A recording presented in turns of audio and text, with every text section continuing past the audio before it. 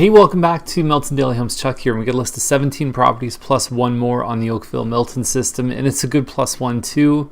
Fighting the stomach virus, and the girls all say I look a little bit under the weather. I think I look awesome as always. Just kidding around. So we're going to start off with Main Street 418 in the Green Life building. We've espoused the benefits of this building many times: geothermal heat, ICF walls, triple glazed windows, all kinds of energy efficiencies, solar panels. It really is I think the best building in Milton. It's $100 a month for condo fees. Compare that to a similar unit in Costigan, Bristol on Main, you're talking $300 easy. So every month you're saving money. And so when you look at how much $200 means on a mortgage, if you had a payment of $200 a month, it would equal about $40,000 of mortgage. So there's a reason why these ones are priced a little bit higher. It's the same as hybrid cars. You pay a little bit more up front, but then you get the benefits for as long as you own it too. So there's been months in this condo where the corporation, through the solar panels and receiving energy, has sold back to the grid more than $100,000 in hydro, and that's only going to continue to be more and more in the future. So I think the future is really bright for this building. In terms of this unit, it's less than 1,000 square feet. We've got one a couple doors down from this one. It's got way more finishes. It's more modern. The hardwood floors are darker. There's a darker kitchen.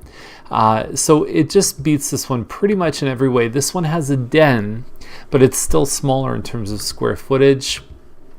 I don't know, for $10,000 less, I don't think there's any other choice but unit 422.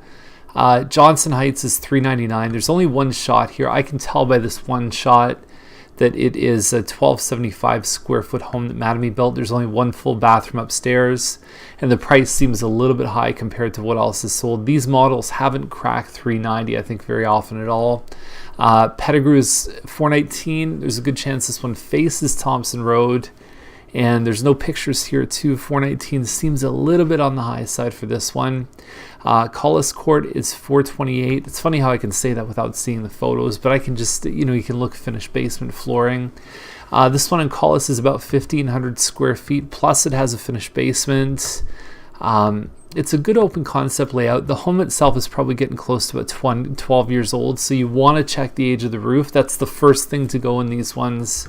And then make sure you get a good home inspector to look at the furnace and the air conditioning and so on. I don't know if the pictures are sort of like delightful, but I think they do kind of give you a pretty good tour of this. It's nice to have the pond behind, some good privacy. I think they're in a good range right there. Pettigrew is 429. I think they just took this one off the market. This is on the quieter side of Pettigrew, not facing Thompson. It's most of these are around 1,500 square feet. Green Park built them, and that price, I don't know, it seems a bit high to me. So maybe they took it down, maybe they're relisting. Who knows? Holly is 439.8, which is weird to do in 24 hours. So Holly, a bit of a busier street, 65 by 80, so wider but not quite as deep. Butcher block counters. 3-bedroom, 1 full bathroom upstairs, and then you've got a powder room on the main floor, no bathroom in the basement. It's okay. I mean, detached, hard to find them under $450 in New or Old Milton, so that's going to help them. But I don't know. To me, it's okay. You can park 2 cars side by side in the driveway. Houston's 476.9. Today is really a day of separate entrances. There's a lot of homes that are kind of configured for that reason. There's I think that's your main floor kitchen, side door, and then there's your basement down there. So the thing about this one, this would never be a legal basement apartment because you don't have the parking outside. It's just in a semi, you can't do that. So relegate this one to what they call the in-law suite category. Now, do people rent out non-legal basements all the time, every day? Whether or not it's a good idea, you want to check with insurance. You want to definitely do your homework about that. So Evans is 479. It does face Dairy Road. It's kind of on the corner of Dairy Road and 4th Line, which is now called Cedar Hedge. This is an old picture, and actually I sold this home years ago. This could have been the picture I took. But the newer version of this one has sort of like a glass, like a Lexan plastic railing around here. Nice modern finishes inside. So I think the first two, I should maybe claim copyrights on those. I think they've refinished the cabinets. Sideways pictures are just, it's just not. This is 2014, guys. Come on. 3 bedrooms upstairs, plus you got a finished basement. And there you go, 479, 8, 17. It's like 1750 square feet plus that finished basement. Maybe a little bit on the high side, but they do have what looks like good finishes. It would really depend on how well it shows in person, whether or not I'd kind of give that a thumbs up or thumbs down. Easterbrook is 552, so it's a larkspur. It's like 1,700 square feet plus a finished basement. I like the photos. This is called HDR photography. It's a high contrast. I think it goes really well with the floors and the finishes. It picks up a lot of the little details here. Light fixtures, a lot of little things about this home. The door handles have been replaced. I can tell that just because I've seen so many in the area, but the best staging is when you can't even tell. And I've said this before, when your laundry room looks like that, there's a good chance the rest of the home is, there's a lot of care taken in the rest of the home. About 100-foot deep lot, lots of space in the backyard. And I give this one a thumbs up, even having that little kitchen downstairs. And with the bathroom, you've got driveway space here. So this is one that maybe could be considered legal. You've got to have fire-resistant drywall. There's all kinds of things that you have to have. So you have to comply with the fire code and the building code and have enough parking. Basically, looking ahead, I mean, there's been a lot of changes with basement apartments and so on. Carbert is, or Carbert, it's like the goalie from the Anaheim Ducks called Guy Hebert. Anyway, $559 is the price. 2051 square feet. It's a plan 4. Put together pretty well. It looks like 8-foot ceilings, although it could just be the angle I'm looking at. Probably not that far off when you look at what else they've sold for. I think there was one with carpets that they were doing some kind of hardwood credit. Anyway, it sold around 460 or 560. Eager is, let's have a look here. I know this model. I believe it's about 2,100 square feet.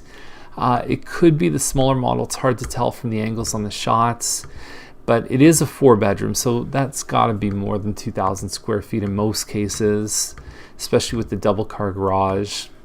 You know, it's not bad. Cahoon is actually the same plan 4 as the previous one. What they did here was they took the 4th bedroom out and they have 3 plus a big loft upstairs. There's more stuff in here. I would still take the one priced at $30,000 less than this one with the 4th bedroom. There's your loft upstairs. It's nice, you know, it's a good looking home. There's still basic counters, a bit more of a modern cabinet, like a flat face finish. And there's nothing wrong with this. So I just think that for the $30,000 difference, it's a pretty easy decision. This one on Yates is $618. It does have separate. I like how they've got the wording up top to describe, like as if you don't know what that is. I think it's pretty self-explanatory. If your pictures can't tell you what that room actually is, then maybe you should re-examine how you're taking photos. Anyway, the 618 seems a bit high for this one. It does have a nice view of the pond. I'm looking at the outside. It might be like an elm. It's less than 2,000 square feet plus the basement plus the ravine. That's basically your value points. Hartley is 619, 850, 2560 square feet. So another one, we talked about 2 yesterday that jumped right at 619. There's a lot of clutter right now in that price range. It's making it hard for these homes to sell. This one's already listed before. I don't love the inside. I like the curb appeal on the outside. Nairn is 669. We're talking about, it looks like an Eden model, so we're like 2,900 square feet. There's no photos here, but I'd encourage you to go up to this virtual tour and check it out because it is very nice. You've got open staircases, iron pickets, you've got dark hardwood throughout. It's a nice looking home. It's very nice. Highly recommend this one. I don't think the price is that far off too. And you've got a good looking backyard. That's another thing with that one is you've got some nice finishes in the yard. Milton, Brook, Crescent. It says it's 2,500 to 3,000. I don't know the exact size of this one. It is a cost corp home. And here's the thing, if you're going to have furnishings like this, we made a decision on Mickey Court. You either go all or nothing. I think you have, like, if you just have sparse furniture, it's just, you might as well take everything out. It just doesn't make sense to have it.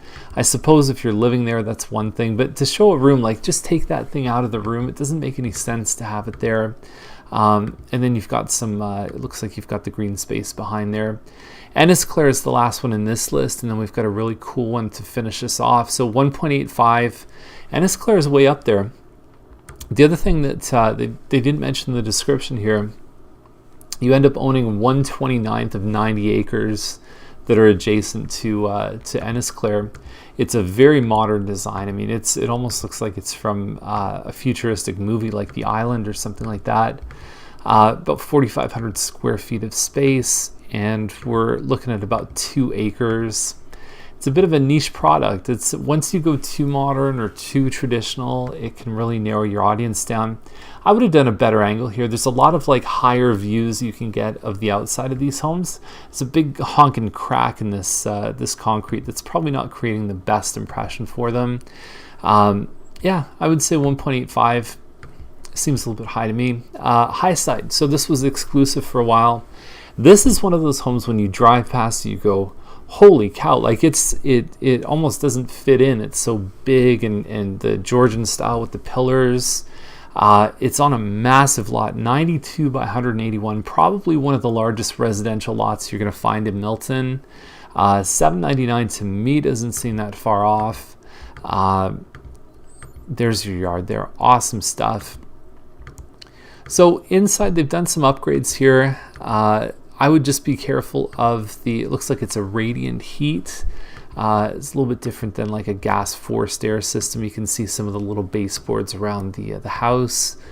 Radiant heat can be a very comfortable heat for people, but you just want to make sure that you're getting into the right kind of system. Make sure it's a gas-fired heat versus electric. It'll probably save you some money. I like it. Very nice looking home. Quiet street, not a lot of traffic here, and you don't see this one pop up every day. So that's the list for today. If you have any questions, give us a call.